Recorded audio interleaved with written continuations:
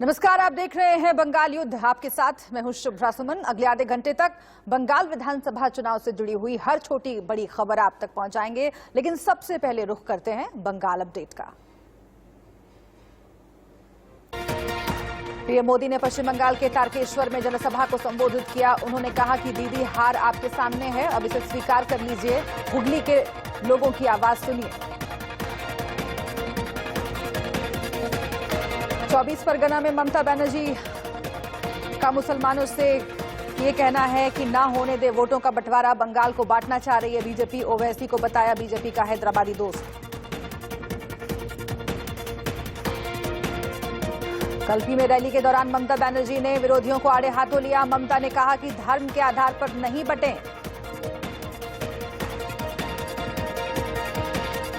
North 24 Pargana में BJP उम्मीदवार सुनील सिंह के लिए केंद्रीय मंत्री आरके सिंह ने रोड शो किया और वोट की अपील की।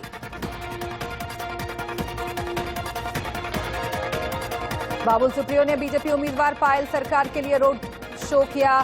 बेहरा से लेकर डायमंड पार्क तक रैली निकाली गई और लोगों से वोट की अपील।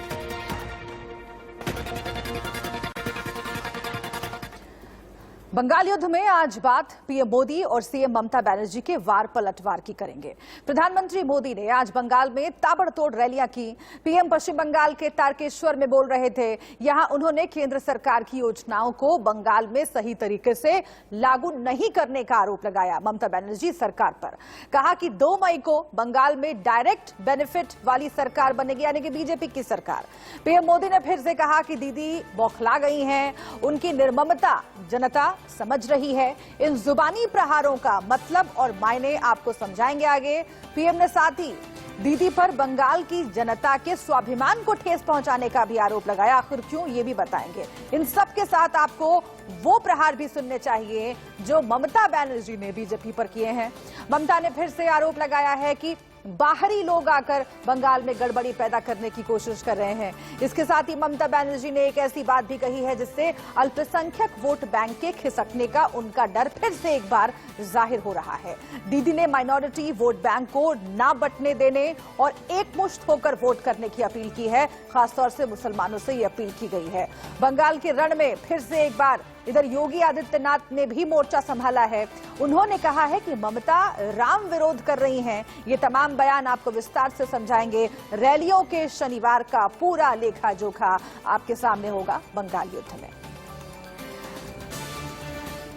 तो तीसरे चरण की वोटिंग से पहले बीजेपी से लेकर टीएमसी तक सभी पार्टियों ने पूरी ताकत अपनी झोंक दी है। पश्चिम बंगाल के तारकेश्वर में 2 दिग्गजों ने हुंकार भरी। एक ओर थी ममता बनर्जी तो दूसरी ओर थे प्रधानमंत्री नरेंद्र मोदी।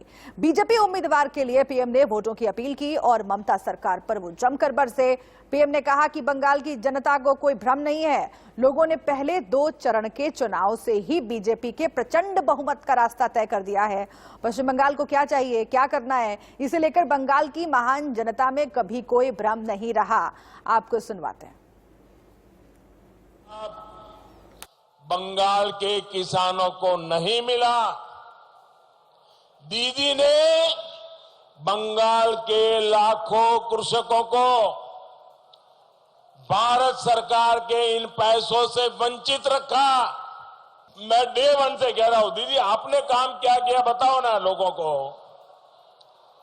ये रिपोर्ट कार्ड मांग रहे हैं, बस यही उनकी परेशानी है। ऐसी सरकार आपने कहां देखी जो इस बात पर गर्व करती हो कि उन्होंने शिल्प को रोका है, उद्योग को रोका है। सिंगूर के साथ इन्होंने कितना बड़ा धोखा किया, ये बात मुझसे ज्यादा आप जानते। दीदी, हार आपके सामने है, अब इसे स्वीकार करिए। हुगली के लोगों की ये आवाज सुनिए। 2 मई को यहां सिर्फ डबल इंजन की सरकार ही नहीं बनेगी, बल्कि डबल बेनिफिट, डायरेक्ट बेनिफिट देने वाली सरकार बनने वाली है। सोनारपुर में पीएम मोदी का ममता पर जुबानी हमला, इस वक्त की बड़ी खबर आपको बता रहे हैं। बहन बेटियों के साथ दीदी ने अन्याय किया, ये आरोप लगाया है प्रधानमंत्री नरेंद्र मोदी ने। टीएमसी मतलब टाका मार कंपनी, डिजिटल इंडिया से टीएमसी को नफरत है, ये कहा है प्रधानमंत्री नरेंद्र मोदी ने। आज ताबड़तोड़ रैलियां कर रहे हैं और इसके साथ ही आरोप लगाया है कि केंद्र की योजनाओं का लाभ बंगाल की जनता तक ममता बनर्जी सरकार ने नहीं पहुंचने दिया। डिजिटल इंडिया से टीएमसी नफरत करती है, ये आरोप लगाया है प्रधानमंत्री नरेंद्र मोदी ने। ये बड़ी खबर इस वक्त की आपको बता रहे हैं। एक के बाद एक हमले पहले भी प्रधानमंत्री मोदी कर चुके हैं। तारकेश्वर में, सोनारपुर में जो उन्होंने कहा है वो आपको बता रहे हैं। ममता बनर्जी पर जुबानी हमला। त्रिपुरा में, असम में, मणिपुर में, जहां जहां भाजपा की सरकारें बनी तो मुख्यमंत्री भी वहीं के होते हैं।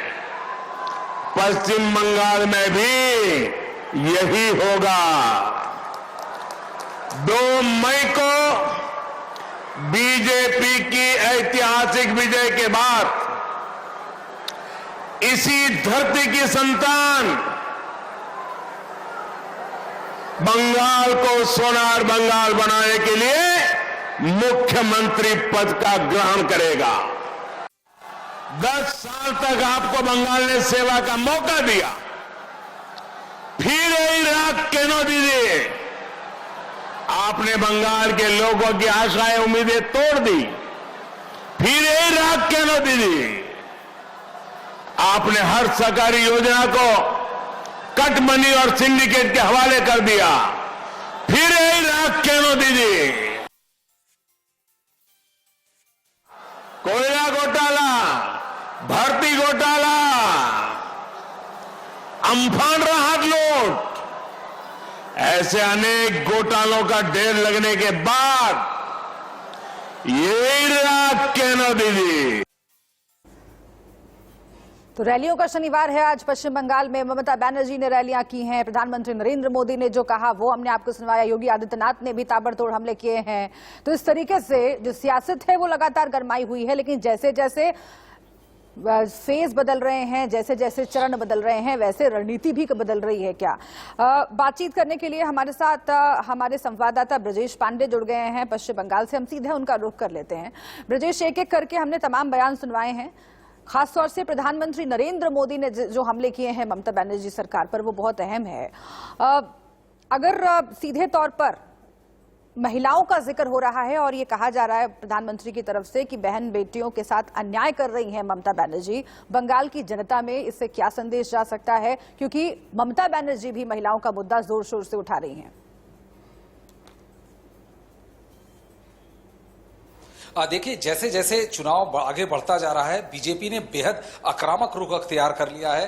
नंदीग्राम में हुए वोटिंग के बाद बीजेपी को अब ये लगने लगा है कि पश्चिम बंगाल के सत्ता की चाबी अब महज कुछ फेजेस दूर है। और इसीलिए देखा आपने जिस तरह से प्रधानमंत्री नरेंद्र मोदी ने एक बेहद आक्रामक हमला बोला ममता बनर्जी पे। जो महिला वोटर है, जिस तरह से बिहार में स्थिति है वही कमोबेश स्थिति वेस्ट बंगाल में है। महिलाओं का जो वोट पार्टिसिपेशन, एटलीस्ट जिन जिन बूथ में मैं रहा या मेरी बातचीत हुई, वहां पर काफी ज्यादा रहा है पुरुष वोटरों से।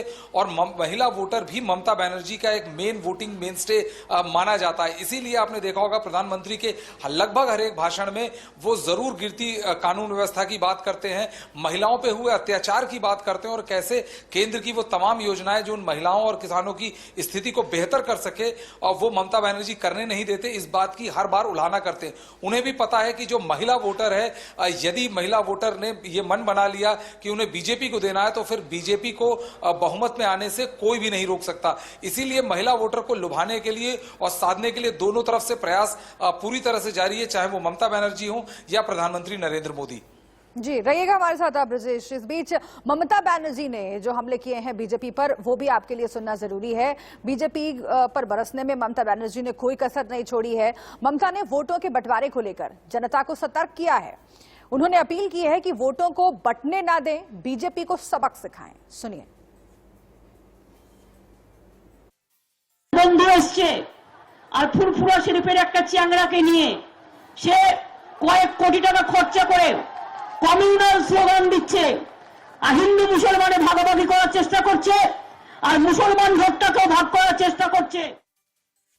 বাইরে থেকে আসছে সব কটা গুন্ডা, বহিরাগত গুন্ডা, আপনারা জানেন নন্দীগ্রামে কি করেছে?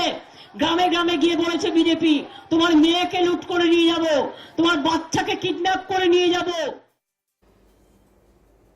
वहीं साउथ 24 परगना के कुल्पी में रैली के दौरान ममता बनर्जी ने विरोधियों और बागियों को आड़े हाथों लिया है। ममता ने जनता से हाथ जोड़कर अपील की है कि धर्म के आधार पर बटे नहीं और न ही अपना वोट बांटे। बीजेपी को उसके मकसद में कामयाब नहीं होने दें। আমি হিন্দু ভাই বোনদেরও বলবো, একদম বিজেপির কথা শুনে হিন্দু মুসলমান করবেন না। দেখুন, আমি তো আমার সংখ্যালঘু ভাই বোনদেরও বলেছি, ওদের মধ্যেও একটা দুটো বদমাশ মির্জাফর আছে, আমাদের মধ্যেও আছে, আমাদের মধ্যে মির্জাফর কম আছে, আমাদের মধ্যে গদ্দার কম আছে। আজকে বিজেপির কারা সব ক্যান্ডিডেট। और आइए फिर से एक बार रुख करते हैं ब्रजेश पांडे का, हमारे संवाददाता लगातार जुड़े हुए हैं। ब्रजेश, हम शुरुआत से ये चर्चा करते रहे हैं कि जो 30% मुस्लिम वोट है, क्या उसके छिटकने का डर ममता बनर्जी को सता रहा है? अगर आज ममता बनर्जी सीधे तौर पर ये अपील कर रही है माइनॉरिटीज से, खासतौर से मुसलमानों से, कि एक मुश्त होकर के वोट दीजिए और वोट को बंटने नहीं दीजिए, क्या ये वही डर है ममता बनर्जी का?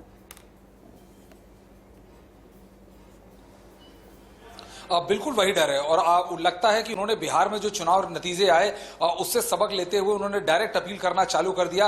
बिहार में जिस तरह से असदुद्दीन ओवैसी की पार्टी को 5 सीटें मिली, उसने आरजेडी के काफी मंसूबों पर पानी फेर दिया और ममता बनर्जी यही गलती पश्चिम बंगाल में नहीं दोहराना चाहती, इसलिए उन्होंने सीधे जी। तो जाहिर तौर पर बिहार का उदाहरण अगर ममता बनर्जी देख रही हैं तो यही वो वजह है कि वो सीधे ये अपील कर रही हैं लोगों से कि अल्पसंख्यक जो है अपने वोटों को बंटने नहीं दे। ब्रजेश का बहुत शुक्रिया इस पूरी जानकारी के लिए। पश्चिम बंगाल में तीसरे चरण के चुनाव प्रचार के लिए बीजेपी ने पूरी तरह से कमर कसी हुई है। यूपी के सीएम योगी आदित्यनाथ ने आज हावड़ा जिले में एक रोड शो भी किया। योगी का रोड शो बीजेपी समर्थकों से भरा हुआ था। इस दौरान योगी फूलों से भरे वाहन में सवार थे। उन्होंने हाथ हिलाकर वहां मौजूद भीड़ का अभिवादन किया। उलबेरिया उत्तर और उलबेरिया दक्षिण में 6 अप्रैल को तीसरे फेज की वोटिंग होनी है। बीजेपी इसके लिए जमकर चुनाव प्रचार कर रही है। उत्तर प्रदेश से आया हूं, भाइयों बहनों, बंगाल की धरती देश के सांस्कृतिक राष्ट्रवाद की धरती रही है, लेकिन बंगाल को टीएमसी के गुंडों ने गुंडागिरी और अराजकता की धरती बना दिया है। यहाँ पर कांग्रेस, वामपंथी दलों और टीएमसी ने यहाँ के पूरे वातावरण को अराजकता में बदल करके तुष्टीकरण की भेंट चढ़ा दिया है। अब तक 2 चरणों के चुनाव संपन्न हुए हैं और मैं बंगाल की धरती से उन सभी मतदाताओं का आभार व्यक्त करता हूं जिन्होंने मतदान में भाग लिया। अब तक का रुझान बताता है कि भारतीय जनता पार्टी भारी बहुमत से बंगाल के अंदर सरकार बनाने जा रही है। इसी के साथ बंगाल युद्ध में यहां पर वक्त एक छोटे से ब्रेक का है, आप बने रहिए हमारे।